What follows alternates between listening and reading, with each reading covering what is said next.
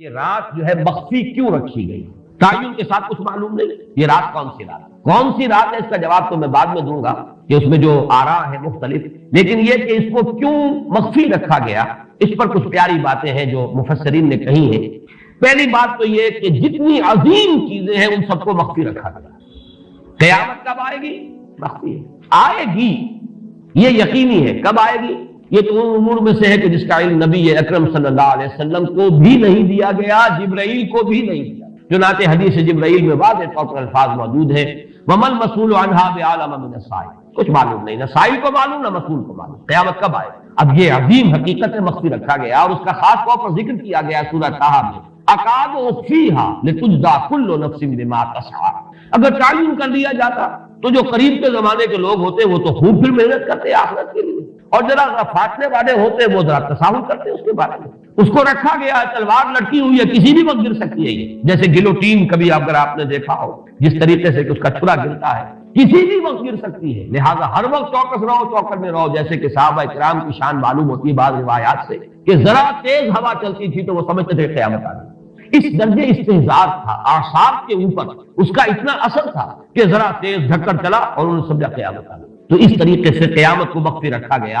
اکاد اخفیھا لتجزا کل نفس بما تسعی، نہ آج سے 100 برس پہلے والوں کو معلوم تھا کہ قیامت کب آئے گی، نہ آج والوں کو معلوم ہے، نہ اگر ابھی دنیا کی عمر ہے ابھی 100 برس اور تو قیامت سے ایک دن پہلے بھی شاید یقینی طور پر معلوم نہ ہو سکے کہ کل قیامت آ رہی ہے، تاکہ ہر وقت جو ہے امتحان اتنا ہی شدید رہے، اتنا ہی کڑا امتحان رہے ہر ایک کے لیے۔ لتجزا کل نفس بما تجزا بما تسعی، تاکہ ہر ذی نفس کو بدلہ ملے اس کی سعی کے مطابق۔ اسی طریقے سے موت کا وقت معلوم نہیں، وما تدری نفس بأی ارض تموت، کہاں موت آئے گی کچھ معلوم نہیں، کہاں موت آئے گی، کب موت آئے گی کچھ معلوم نہیں۔ اسی طرح نوٹ کیجئے صلاۃ وسطیٰ، حافظوا علی الصلوات والصلاۃ الوسطیٰ، معین نہیں، اس کے لیے آراء اگرچہ ہے، اکثر آراء جمع ہو گئی ہے صلاۃ العصر کے بارے میں، لیکن تعین سے حتمی طور پر نہیں کہہ سکتے۔ یہ رائے بھی ہے کہ کوئی بھی معین نہیں، تمام نمازیں جو ہے وہ صلاۃ وسطیٰ کے حکم میں بہترین نماز، کوشش کرو کہ پوری محافظت کرو، صرف نماز کی نہیں، بہترین نماز، ہر نماز تمہاری بہترین نماز ہونی چاہیے، ہر روز روز عید ہو، ہر شب شب برات، اگر اللہ تعالیٰ کے ساتھ کوئی قلبی ربط ہے تو ہر دن جو گزر رہا ہے وہ روز عید ہے، اور ہر شب جو گزر رہی ہے وہ شب برات ہے۔ لیکن اگر وہ کہ انسان کو غفلت ان کے قلب پر طاری ہے تو وہ عید کا دن بھی اس کے لیے ایک عام دن ہے، اور شب برات بھی اس کے لیے ویسی ہی ایک رات ہے جیسی کہ ہر روز آتی ہے اور چلی جاتی ہے۔ اس اعتبار سے اس کو بھی خاص جو ہے معین نہیں کیا گیا صلاۃ وسطیٰ کون سی ہے۔ اسی طرح بعض روایات میں جو آتا ہے اس میں اعظم، اللہ کا ایک نام ایسا ہے کہ اس کے واسطے سے اللہ سے جو بات مانگی جائے وہ رد نہیں، لیکن وہ کون سا نہیں بتایا گیا۔ اقوال ہیں، اندازے ہیں، حی و قیوم پر زیادہ، الحی القیوم پر زیادہ لوگوں کا جو ہے وہ اجماع ہوا ہے، لیکن یہ کہ یقین سے نہیں کہہ سکتے۔ تو اسی میں اس کو بھی نوٹ کر لیجئے کہ اس کو مخفی رکھا گیا ہے لیلۃ القدر کو۔ لوگ زیادہ سے زیادہ محنت کریں، زیادہ سے زیادہ مشقت کریں، اس کے لیے جو بھی اس کی قدر و منزلت سے کسی درجے میں آگاہ ہے، وہ اگر معین ہی ہو جاتا کہ ایک شب یہ ہے تو پھر تو سب کے سب اس رات میں محنت کر لیتے، باقی راتیں جو ہیں وہ پھر سونی اور ویران گزرتی۔ لیکن یہ کہ مطلوب یہ ہے کہ زیادہ سے زیادہ راتیں آباد ہوں، زیادہ سے زیادہ راتوں میں ذکر ہو، عبادت ہو، دعا ہو، اس لیے اس کو مخفی رکھا گیا، یہ حکمت ہے۔ اس میں بھی ایک عجیب نکتہ ہے جو امام راضی رحمۃ اللہ علیہ نے بیان کیا ہے، اور حوالہ اگرچہ نہیں دیا اس حدیث کا، لیکن ایک روایت کے حوالے سے بات بیان کی ہے کہ اس کے ظاہر نہ کرنے میں بھی اللہ کی ایک شفقت اور رحمت ہے بندوں کے حق میں، اس لیے کہ اس کی قدر جتنی زیادہ ہے اتنی ہی اس کی ناقدری پر سزا ہوگی۔ اگر معلوم ہو کہ یہ شب ہے، اس کی ناقدری کو انسان کرے تو گویا کہ پھر وہ اتنا ہی زیادہ مورد عقاب اور مورد سزا بن جائے گا۔ اس کے لیے ایک بڑا پیارا واقعہ نقل کیا امام راضی نے کہ حضور صلی اللہ علیہ وسلم حضرت علی رضی اللہ تعالی عنہ ایک روز مسجد میں داخل ہوئے، ساتھ ہی آئے ہیں، دیکھا کہ ایک شخص سو رہا ہے، نماز کا وقت ہو چکا تھا۔ حضور نے حضرت علی سے فرمایا کہ اسے جگا دو، اسے ہوش میں لے آؤ تاکہ یہ وضو کرے، نماز کے لیے تیاری کرے۔ حضرت علی نے امتثال امر کیا، جا کر جگا دیا۔ لیکن پھر ایک سوال کیا حضرت علی کہ حضور آپ تو خود نیکی کے کاموں میں بہت سبقت فرمانے والے ہیں، سباق بالخیر یہ لفظ ہے، سبقت کرنے والے بہت کثرت کے ساتھ، تو آپ نے یہ جو ہے یہ کام خود کیوں نہیں فرمایا اور مجھے کیوں اس کے لیے آپ نے حکم دیا؟ آپ خود بھی اسے جگا سکتے تھے۔ آپ نے فرمایا کہ تم اس کی حکمت کو سمجھ لو، میرے جگانے پر اگر وہ نہ جاگتا اور انکار کر دیتا تو کفر ہو جاتا اس کے حق میں، اور تمہارے جگانے پر اگر کوئی تساہل سے بھی وہ کام لیتا تو وہ کفر نہ ہوتا۔ یہ فرق ہے کہ اللہ تعالیٰ کی طرف سے ایک شفقت ہے کہ حضور صلی اللہ علیہ وسلم جگاتے اور کسی درجے میں وہ انکار کر دیتا. کبھی ایسا بھی ہوتا آدمی نیند میں ہے اور وہ کہتا جاؤ جاؤ مجھے آرام کرنے دو. تو اگر میرے ساتھ یہ معاملہ ہوتا تو وہ کفر کے درجے کو پہنچ جاتی بات. لیکن اگر تمہارے ساتھ یہ معاملہ ہو بھی جاتا تو اس درجے شدید نہ ہوتا.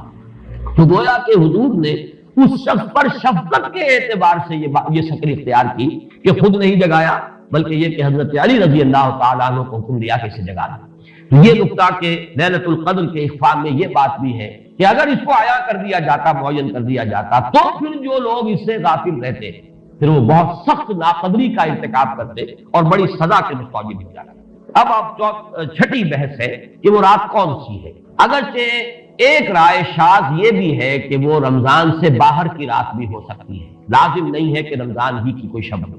اس میں چونکہ بعض حضرات نے ایک روایت کی وجہ سے یہ جسے ہم شب برات کہتے ہیں لیلۃ البرات، یہ شعبان کی 15ویں شب درمیانی شب، اور اس کے بارے میں ایک روایت موجود ہے حضرت عائشہ صدیقہ رضی اللہ تعالی عنہا کی کہ رات کے وقت ان کی آنکھ کھلی اور وہ باری آپ ہی کے پاس شب باشی کی تھی حضور کی، تو حضور موجود نہیں تھے. تو تشویش ہوئی کہاں گئے.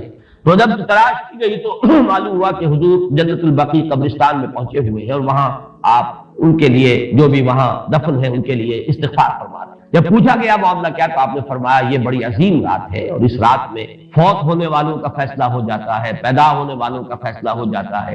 تو اب وہ بھی ایک لیلہ مبارکہ. اسی وجہ سے بعض لوگوں نے وہ جو سورہ دخان کی ابتدائی آیات ہے انا انزلناہ فی لیلۃ مبارکۃ اس کو محمول کیا ہے اسی رات پر کہ جو جس کو ہم شب برات کہتے ہیں اپنی عام اصطلاح میں. لیلۃ البرات اسے عربی میں کہا جاتا ہے. برات کے معنی کسی کا چھٹکارا پا لینا.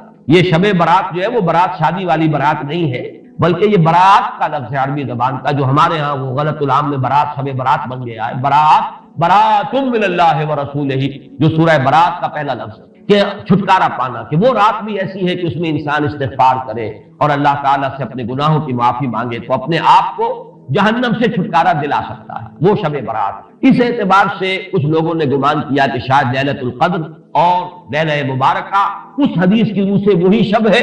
وہ ظاہر بات ہے کہ خارج از رمضان مبارک ہے. اور یہ کہ اس کے علاوہ بھی بعض آراء ہیں لیکن یہ آراء جو ہے شاذ کے درجے میں یہ کہہ سکتا ہوں کہ تقریباً اجماع ہے اس پر کہ یہ رات رمضان مبارک ہی کی ایک رات ہے. اس کی دلیل ایک تو یہ کہ القرآن یفسر بعضہ بعضا کے اصول کے مطابق قرآن مجید کے اندر سورہ بقرہ میں یہ واضح کر دیا گیا شہر رمضان الذی انزل فیہ القرآن. رمضان مبارک کا مہینہ وہ ہے کہ جس میں قرآن نازل کیا گیا. اور یہاں فرمایا انا انزلناہ فی لیلۃ القدر، ہم نے اس کو اتارا ہے لیلۃ القدر. ان دونوں کو جوڑیے تو اس کا ایک لا محالہ جو ایک انیویٹیبل رزلٹ نکلتا ہے وہ یہی ہے کہ یہ لیلۃ القدر رمضان مبارک میں. دوسری اس کی تائید ہوتی ہے وہ مشہور حدیث جس کو الحمدللہ کہ ہم نے بہت عام کیا ہے. رمضان مبارک کی آمد سے قبل کوشش ہوتی ہے ہر سال جو ہے اس کی یاد دہانی کرا دی جائے. ایک طویل خطبہ جو حضور نے دیا تھا، خطبنا رسول اللہ صلی اللہ علیہ وسلم فی آخر یوم من شعبان، یہ حضرت سلمان فارسی رضی اللہ تعالیٰ عنہ سے مروی ہے کہ حضور نے شعبان کے آخری دن ہمیں خطبہ ارشاد فرمایا یا ایھا الناس قد اظلکم شہر عظیم شہر مبارک شہر فیہ لیلۃ خیر من الف شہر. لوگوں آگاہ ہو جاؤ، تم پر ایک بہت مبارک مہینے نے، بڑی عظمت والے مہینے نے سایہ کر دیا ہے. سایہ فگن ہو گیا ہے تم پر ایک مہینہ جو بڑی عظمت والا ہے، شہر عظیم جو بڑی برکت والا ہے، شہر مبارک. اور تیسرا جملہ اس میں یہی ہے شہر فیہ لیلۃ خیر من الف شہر، وہ مہینہ کہ جس میں ایک رات وہ بھی ہے کہ جو 1000 مہینوں سے افضل ہے. ان دونوں چیزوں کے حوالے سے تقریباً دلائل بھی موجود ہے.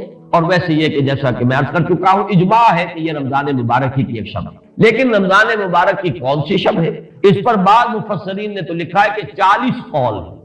چنانچہ صاحب تفسیر مظہری قاضی ثناء اللہ پانی پتی نے، میں نے وہ تفصیل تو نہیں پڑھی، کہ 40 قول نقل کیے. لیکن امام راضی نے جو 9 قول نقل کیے ہیں وہ میں تیزی کے ساتھ آپ کو سنا دیتا ہوں. ابن رزین رحمہ اللہ کا قول یہ ہے کہ رمضان کی پہلی شب ہے. حضرت حسن بصری رحمت اللہ علیہ، یہ ہے تابعین میں سے، اس لیے میں رضی اللہ عنہ نہیں کہہ رہا، رحمت اللہ علیہ. حضرت حسن بصری رحمت اللہ علیہ کی رائے ہے کہ یہ 17ویں شب ہے، یعنی وہ شب کہ پھر جس کے اگلے دن جو ہے وہ غزوہ بدر ہوا ہے، یوم الفرقان.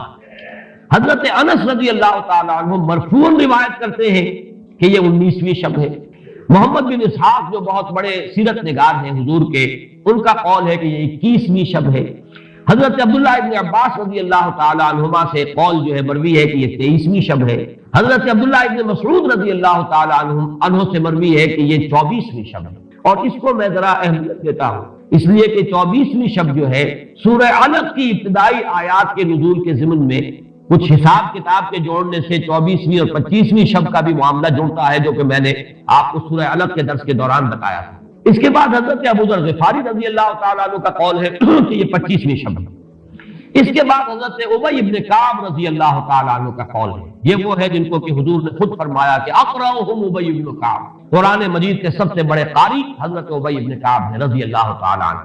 اور ان کے بھی سینے پر آپ نے ٹھپکی دی تھی کہ ایک سوال کیا آپ نے کہ سب سے عظیم سورت کون سی ہے، اور جب انہوں نے صحیح جواب دے دیا سورہ فاتحہ، تو پھر یہ کہ اس پر حضور نے تھپکی دی کہ تمہیں اللہ تعالیٰ نے بہت صحیح مناسبت عطا کی ہے علم کے ساتھ۔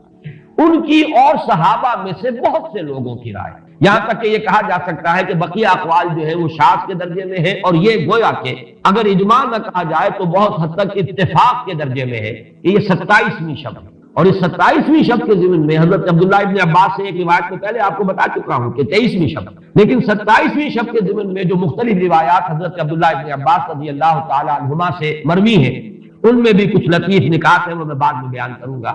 اس کے بعد ایک شاذ قول اور بھی ہے کہ یہ 29ویں شب ہے۔ تو یہ گویا کہ 9 ہے اقوال، جن میں سے بعض جلیل القدر صحابہ کے ہیں، عبداللہ ابن مسعود، ابو ذر غفاری، ابن عباس، ابی ابن کعب، لیکن یہ ہے کہ سب سے زیادہ جو اتفاق اگر اجماع نہ کہا جائے تو 27ویں شب پر ہے۔ اس 27ویں شب کے بارے میں حضرت عبداللہ ابن عباس نے 3 نکتے بیان کیے۔